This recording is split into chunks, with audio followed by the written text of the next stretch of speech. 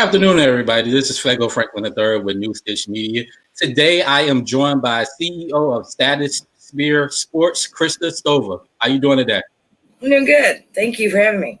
Oh, yeah, no problem, no problem. But first, before we get into your journey with your organization, can you give my viewers some words of encouragement? Do what makes your soul shine and be the change you want to see in the world. Amen. Thank you for those kind words. So, what actually got you into sports first and foremost? Well, I've loved football my whole life, but my boyfriend, he has experience with coaching, and so he suggested we get a team. I didn't think he was serious, and he came to me one day and said, we got a team. So there I was in sports. Nice, nice. So, what is the hardest part with building and marketing a team? Well, when you're starting, I'm from Kansas City area, and with the Chiefs being in the Super Bowl the last couple of years, then plus we've had the Royals win the World Series recently. So we have a lot of sports-minded people, but a lot of events for them to attend. And with COVID has been a major impact on our ability to raise funds for sponsors.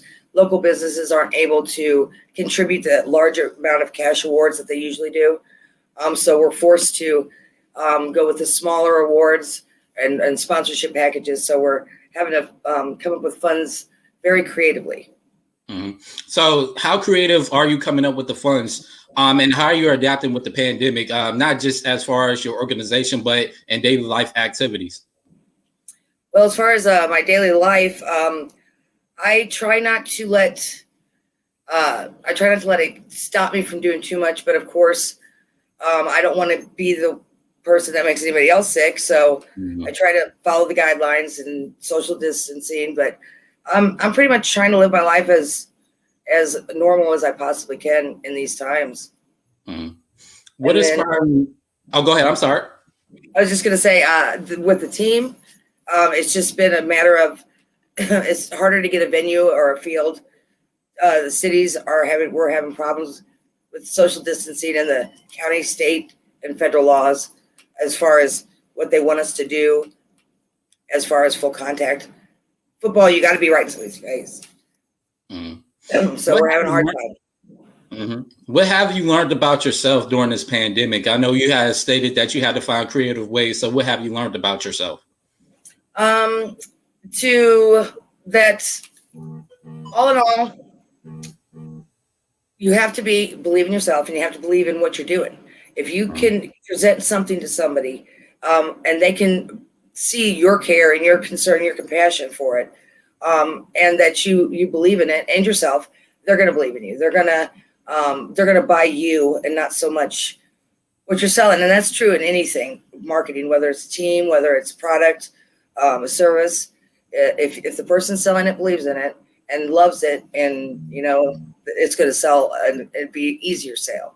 So we have managed to come up with sponsors, because this is something that the teams, players, we weren't planning on going this quickly, but I've had a lot of player interest, and if it wasn't for the city not being able to accommodate us as well as we would like because of the COVID epidemic, then we wouldn't be having any problems right now. We'd be doing really well compared to a lot of other teams that are just starting. What is the hardest part with being a woman that is, not just building your brand, but just being a woman in general in sports? Well, particularly when it comes to football, I find that it is an alpha aggressive, male dominated sport. 85% previous experience with 85% of them being men in my startups with the blockchain technology and stuff. But this one is a lot of men that are used to getting their way. They're used to being in charge, and they don't really like to hear a woman's opinion or think that a woman really knows too much about football. And I don't ever really claim to know as much as the coaches and some of the people that have had years in the industry. So I just try to be as authentic as I can. And usually that works out pretty well. But occasionally, I get people that try to bully me, bulldoze me because I'm a woman. So I'm lucky that I'm particularly strong-minded. What does it mean to you that you see more women in the NFL with, coaching jobs as well as being in an executive field? I am so excited about it. I can remember watching football with my dad when I was 8 years old, and wondering to myself why, there was only men. High school, why I couldn't play. And then as I was watching some of the earlier women's leagues come out and they were dressed the way that they were, that really bothered me. And then there was no commentators. There was nobody that was women, to represent to young ladies that it's okay to play like a girl. It's not a bad thing to be a girl. Mm-hmm. So that is one of the big things that I just really loved watching. The referee in the game this weekend. Mm-hmm. I was so excited to see that. So I feel like I'm coming into this exactly at the right time I need to. So what advice? Go ahead. I'm sorry. I said I'm just super excited about it, being able to be in here, having other women to be able to talk to about it. Because I come across one every now and again. Mm-hmm. What advice can you give young women about not just being a coach or being an executive person, but what advice can you give them that are actually trying to break into the industry with getting their names out there in executive levels? My best advice is volunteering. If you go out and you give your time, you pay it forward, you're kind, but you do not take the back seat to a man. You can do everything a man can do, and probably more. But I'm a little biased. But I would say that you just have to get in there, work a little bit harder right now at this time, and volunteer your time in organizations. And once if you're passionate about it, they're going to see that, and pretty soon they're not even going to look at whether you're a man or a woman. What does it mean to you that you can impact people in a positive way? As you just mentioned before, you always contribute to your community. So what does that mean to you? Oh, that was the main reason. My boyfriend, he wanted to, fulfill a dream. He's won an NFL coaching award. He's done Little League coaching. He's done semi-professional coaching. So this was returning to a dream for him. For me, it was the ability to help turn my community that I've been in now for 20 some odd years back into a village. I want to bring people's awareness to the fact that we can't be closing our doors when we see stuff going on. We need to remember that there's a lot of single moms. There's a lot of parents that work two jobs, or both parents work. And we need to step in there, and we need to stop putting it all on the teachers at school. And we need to start taking it upon ourselves. We need to be that one person. It starts with one person, and we need to be that person whenever we can. In your perspective, how do you bridge America back together again? I know we have been going through a difficult time, with equality and different things of that nature. How do we bridge that and just come together as a nation and as whole? Well, I believe that women do suffer a little bit of a harder time, but the women that usually ascend to those levels usually have a little bit of a tougher spirit to break, if that makes any sense. They're not as easily cast aside as and if that's your spirit and your nature, then go for it.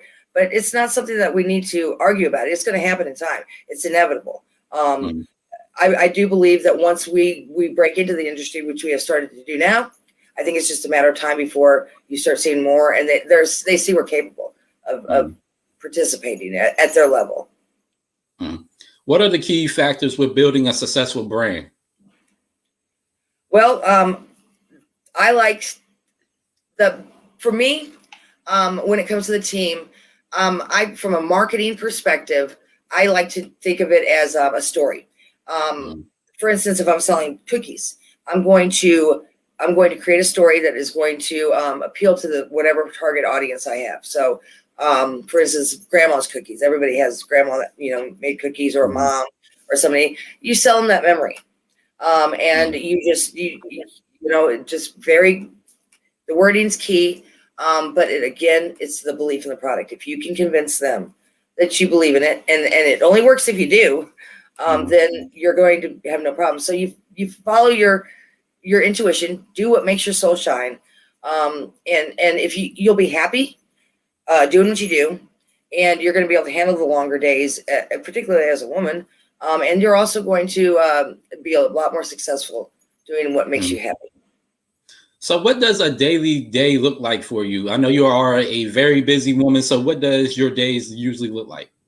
Well, I do a lot of online communications with various individuals, and it's a little frustrating because you can't just get a conversation out with them. You message and then you wait and get a response. So your head is in 5 different directions, 5 different conversations at once, and then you have your scheduled calls, and then of course putting out fires, trying to. For me, in the semi-professional level, we're having we see a lot of it, and it's prevalent throughout the industry, that players they know that they're good, and they want to be treated with the kind of resources and attention that the pro levels get, and they should, they're playing, and they're pretty much your bread and butter when it comes to this. We depend on them to show up and to practice.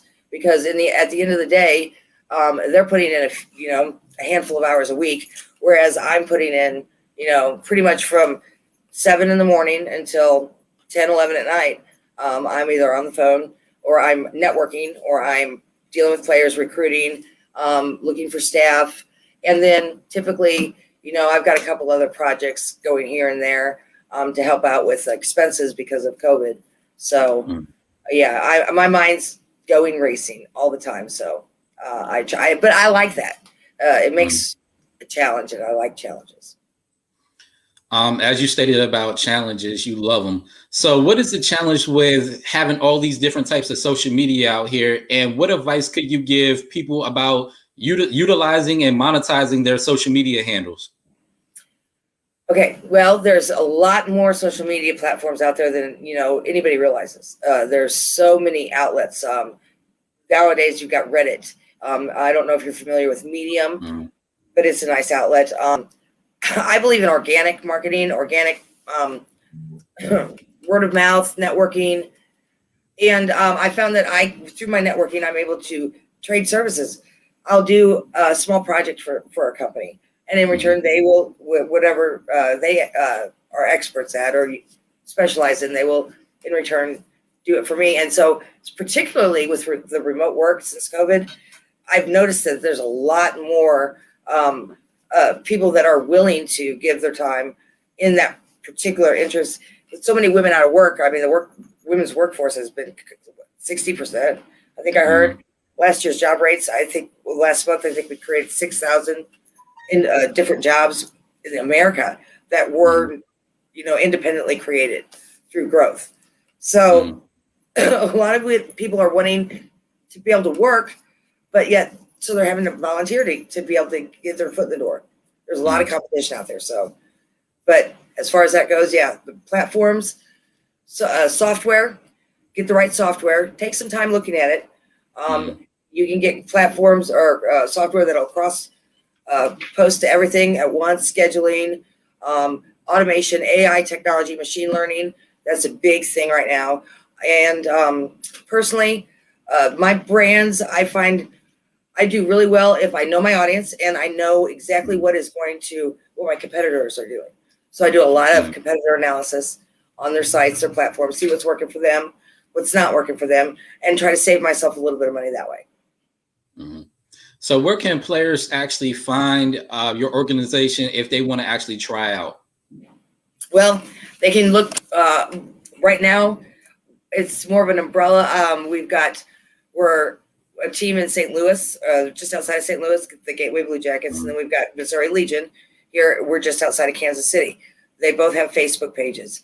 The Gateway Blue Jackets, actually, their inaugural first season was last year, and they went to the championship. And then this year, Legion is making its debut. We're really excited. It's been a long year for us, but we're finally getting to our games scheduled, and I think we start the end of March with a couple of scrimmage games. But we're going as far as Texas, and I've had players contact us from Montana all the way to New York. So you can find us. You can find me on LinkedIn, And then you can also look for Legion or Gateway Blue Jackets on Facebook. And there's all sorts of links to any kind of additional information you might need, or information about where to show up for tryouts, or how to get, if tryouts have already passed, how to get a hold of the coach. Mm. So. And my last question for you today is, what advice could you give people about overcoming adversity and obstacles in their lives? Well, the way I see it is that's how we grow. Without the negative, we can't truly appreciate the positive. So one foot in front of the other. Sometimes you have to focus. Sometimes you have to step back. For every 3 steps forward, you're going to take 1 step back. Introspection. If you're careful and you watch what you're doing, those roads and those little curves, they're just time to stop and pause and smell the roses. And life is about the journey, not the end or the destination. So just enjoy what you're doing. I mean, if you can do what makes you happy, you are a blessed person. That is being rich right there. And just stop and enjoy the roses. As you heard it first, you got to enjoy the roses as well as enjoy the journey. Before we let you go, again, can you share your social media handles again? You can reach me at, I believe it's join me at LinkedIn, bit.ly, on LinkedIn, bit.ly/join me at LinkedIn, and then Crypto Crazy for Facebook. So at Crypto Crazy. Amen. Thank you for joining me. As everybody, this is Fago Franklin III. Y'all can follow me on my Instagram, which is superjournalist87. Y'all can follow me on my Facebook, which is Fago W Franklin III. Y'all can follow me on LinkedIn, which is Fago Franklin III, or either you can hit your Google search engine, type in Fago Franklin III, that's Fago Franklin III, and all the exclusive interviews with your favorite social media analysts, sports media personalities, athletes, celebrities, and people who are doing phenomenal things in their communities. Thank you again, Krista, for joining me, and definitely have a blessed one. Yes, ma'am. Bye, guys. Yes, ma'am. Bye-bye. Yes, ma'am. Play like a girl.